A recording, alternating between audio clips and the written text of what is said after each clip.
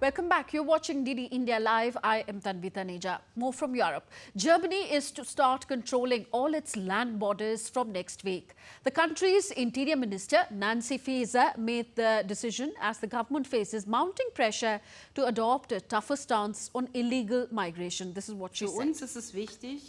For us, it is important that those who arrive at Germany's land borders and who have already arrived through other countries and have applied for asylum there, that we can quickly turn them back in future close to the border, where they are also accommodated. That is something we have presented today. We want people whose asylum procedure is the responsibility of another EU country to be sent back there. And to discuss this, we have with us Kate Ferguson joining us from DW in Berlin. Hi, Kate. Kate, why is this such a big issue in Germany right now? Well, the German government is under huge pressure to take action on migration. You heard the words of Nancy Faeser just now. And there are really two big reasons for this. The first has to do with security, specifically the threat of Islamist terrorism. Now, last month, 3 people were killed in a knife attack at a festival in the western German city of Solingen. And the suspect is a Syrian man who defied a deportation order to Bulgaria. Then last week, there was an incident at the Israeli consulate in Munich, and it emerged that the man involved in that incident had crossed into Germany from Austria.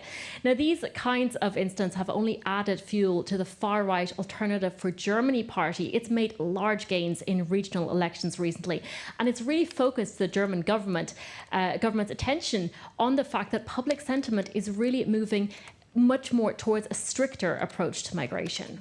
Kate, how will this play out on a wide European sphere? Isn't there supposed to be freedom of movement in the EU? Yeah, there certainly is. The EU famously has freedom of movement. You can move between most countries with no checks at all. And the measures that Germany is taking now can really only be employed in exceptional circumstances, when a country says it is no longer able to cope with current migration flows.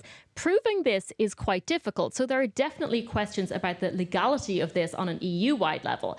But what this story really also exposes is the enormous rift that exists within the bloc when it comes to migration policy. Germany's southern neighbour Austria, for example, it's already said it will not take back people that Germany stops at its border. So this could potentially lead to further divisions within the bloc.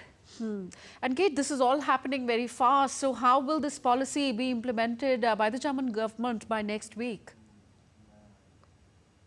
Yeah, it's very fast and it's logistically difficult. Critics say that stationing all these extra police officers at the borders will actually make other areas of the country less safe. They say people looking to get into Germany illegally will find a way around these measures anyway.